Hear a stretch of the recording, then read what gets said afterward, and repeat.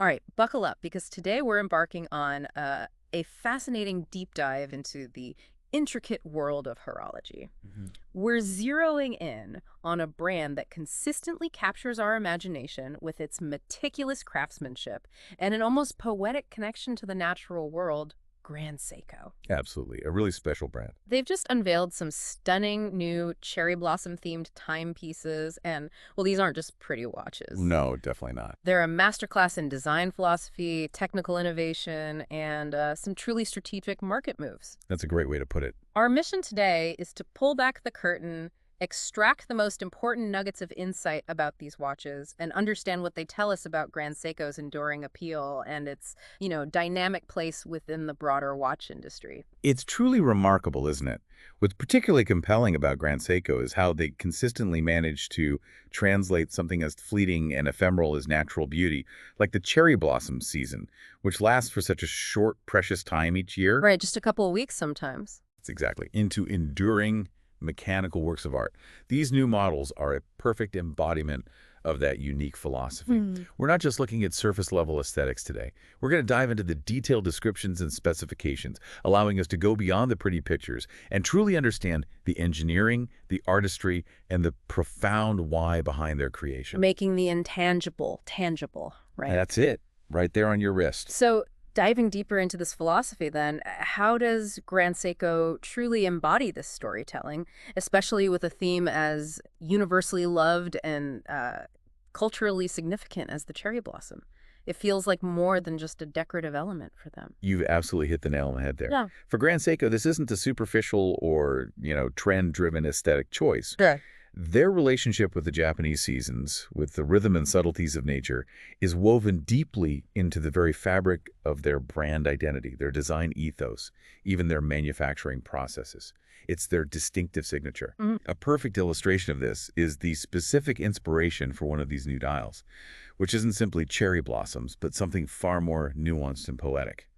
Sakura kakushi. Sakura Kakushi. Okay, what does that mean exactly? Yeah, this term refers to a very particular, almost magical, fleeting moment in nature, especially in the northern parts of Japan. Oh. It's that brief, exquisite period when a late, unexpected fall of snow gently blankets the newly blooming cherry blossoms, creating this ethereal, kind of veiled landscape. Oh, wow. Okay, so snow on the blossoms. Exactly. Yeah. Imagine delicate pink petals dusted with pure white, a moment of stark, contrasting beauty that, vanishes as quickly as it appears. Right. It's this incredibly precise, almost wistful interpretation of the cherry blossom season that sets the stage for the specific dial colors, textures, and ultimately the emotional resonance you find in these watches. It's like capturing a photograph, but in texture and color. Precisely. It's an immersion into a unique natural phenomenon, not just slapping a flower motif on there. That's a beautiful, almost cinematic image.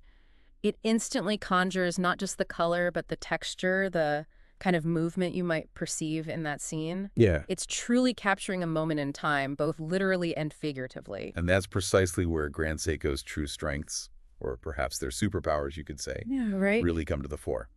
Their mastery of textured dials is absolutely central to their ability to translate these subtle, transient, natural phenomena into something enduring on your wrist. That's what they're famous for, isn't it? Those dials. Absolutely. These dials aren't simply painted or colored. They are meticulously crafted with an incredible depth and intricate, almost topographical patterns that interact with light in mesmerizing ways. Mhm. As you move the watch, the light just dances across the surface, creating an illusion of movement, a dynamism that shifts and changes, much like the natural scenes they portray. Yeah, you really have to see them in person. You do. It's a testament to their dedication, their incredible attention to detail, that they can imbue a static watch dial with such perceived life and character. It's what makes Grand Seiko dials so uniquely captivating. They invite you to lean in and, discover the micro-universes within them. Okay, so the inspiration is clearly incredibly deep, highly specific, and beautifully translated. But translating such a profound, ephemeral concept into something as precise as a watch design, especially one rooted in the 62GS lineage from 1967, that seems like a challenge. Why specifically the 62GS for these modern pieces? Is it merely a nostalgic homage, or does that particular design offer something uniquely suited to capturing this kind of natural inspiration? It's an excellent question because the choice of the 62GS design isn't just a nostalgic nod, though it certainly honors their past. Historically, the 62GS holds immense importance because it was Seiko's very first automatic watch, launched back in 1967. Ah, their first automatic. Okay. Yes. This was a monumental leap forward for the brand, marking a significant milestone in their horological journey towards self-sufficiency and high-end mechanical watchmaking. So its design elements aren't merely aesthetic, they carry a rich legacy of innovation and progress within the brand. Right. When we delve into its key design cues, the most distinct and relevant feature of the 62GS style is its unique bezel-free, multi-sided case. Bezel-free. So no frame around the crystal. Exactly. Now picture a traditional watch. Yeah. It usually has a prominent raised bezel framing the crystal.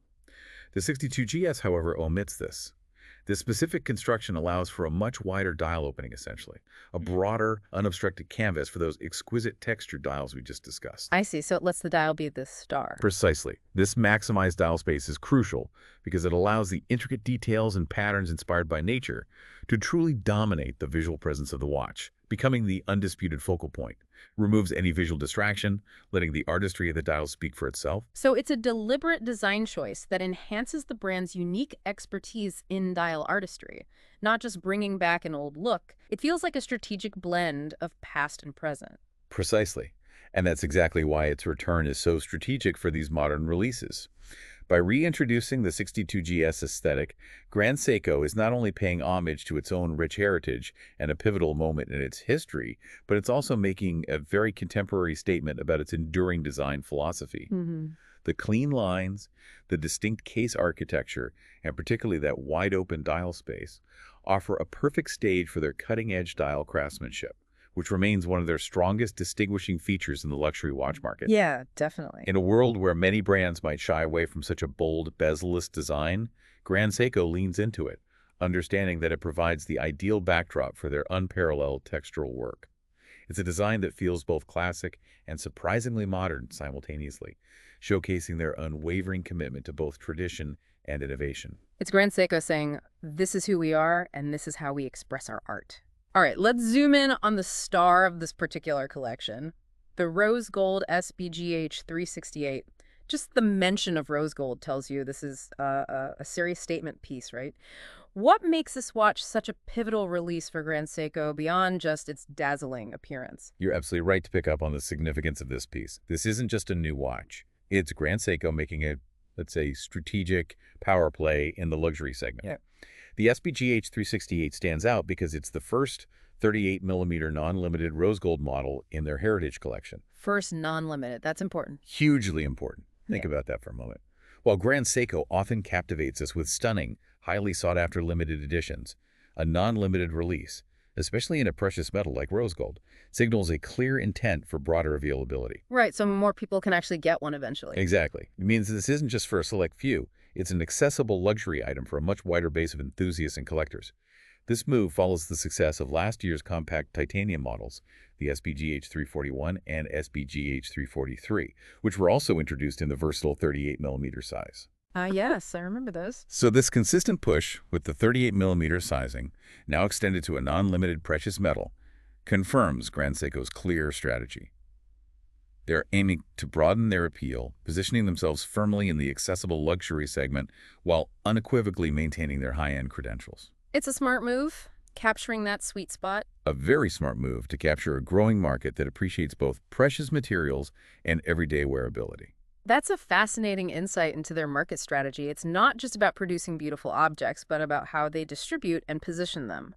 Now, let's truly immerse ourselves in the visual artistry of this piece.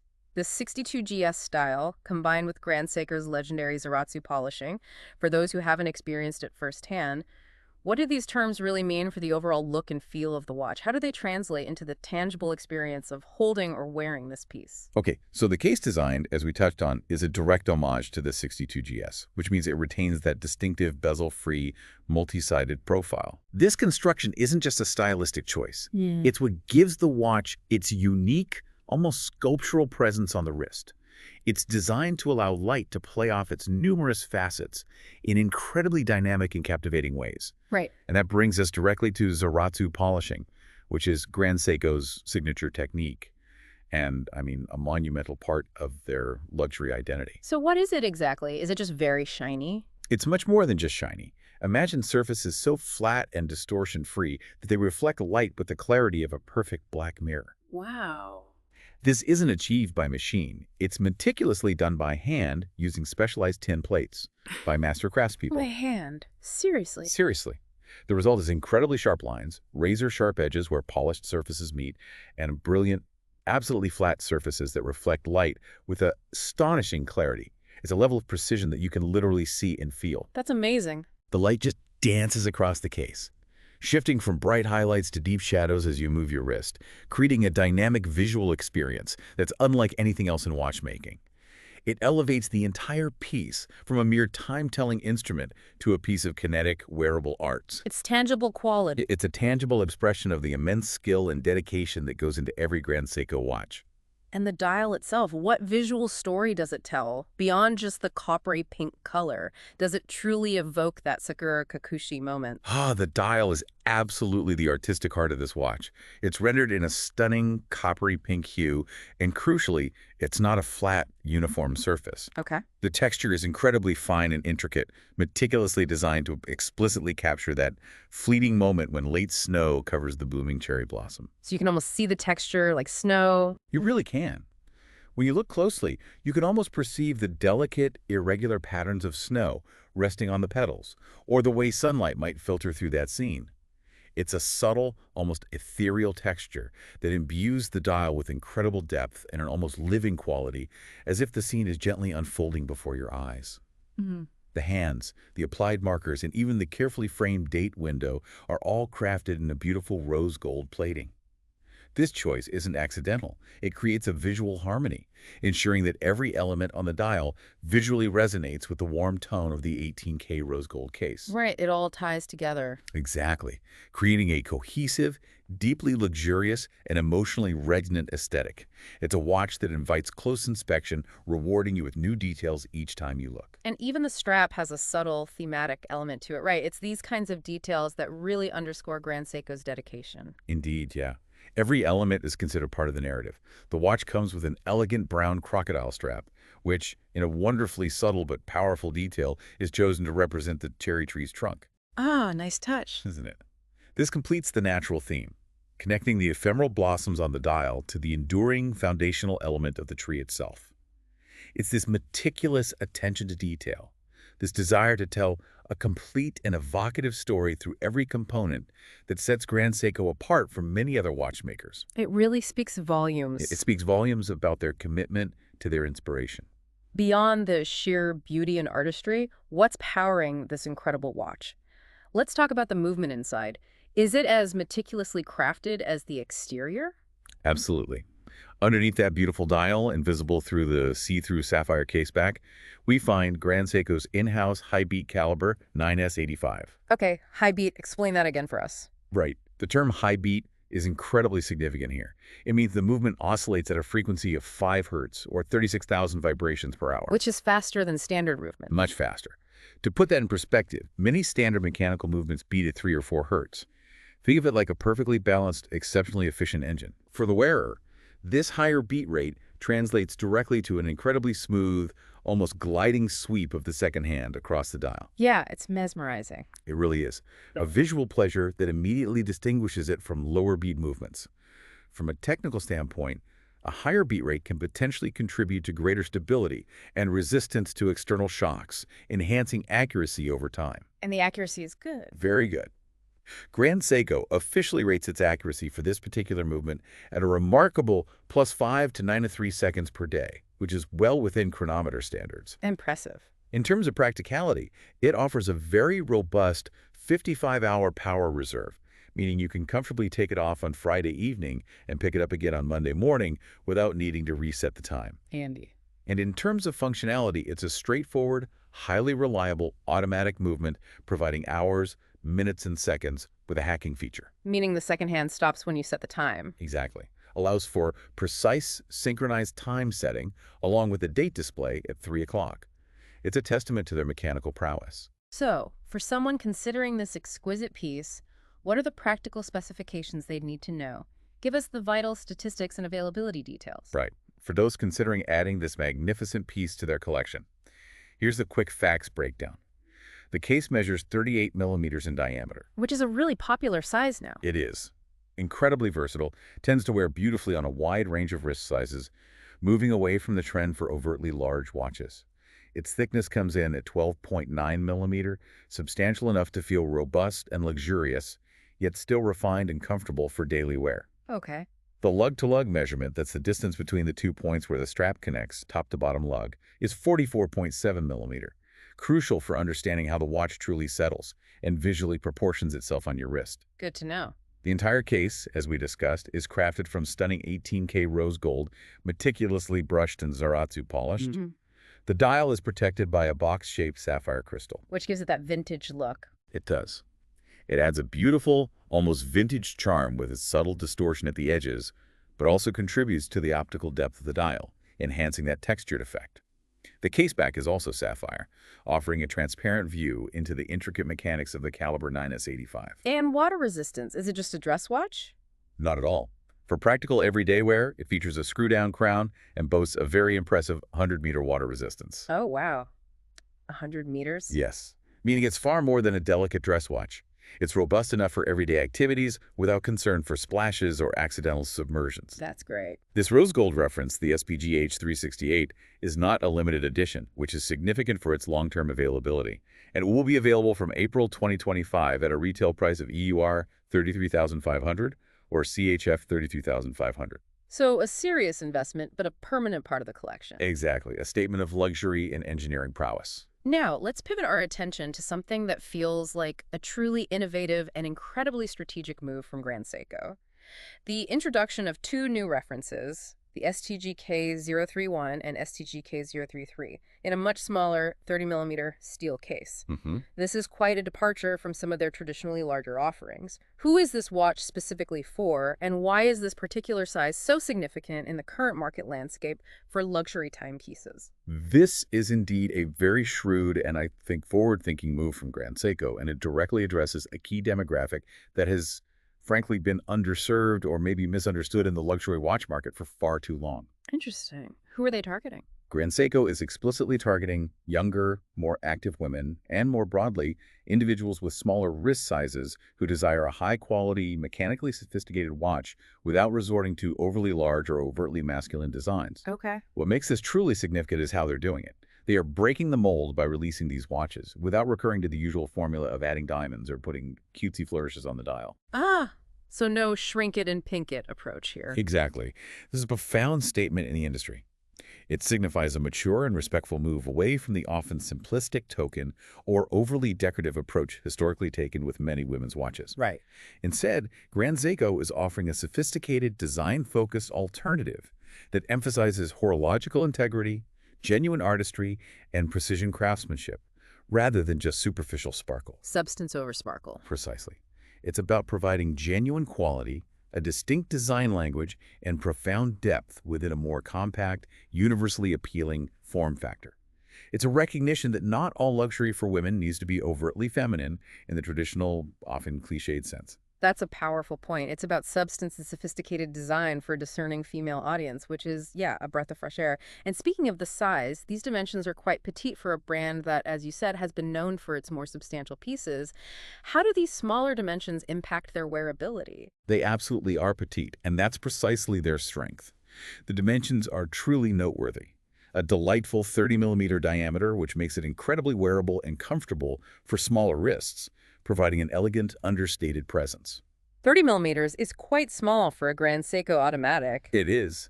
And what's even more impressive is the surprisingly thin height of just 10.5mm. 10.5. Wow, that's slim. It is. It's worth noting here that while some initial reports might have mentioned 10.9mm, the final specs confirm the even trimmer 10.5mm, which we could appreciate as a testament to Grand Seiko's engineering prowess.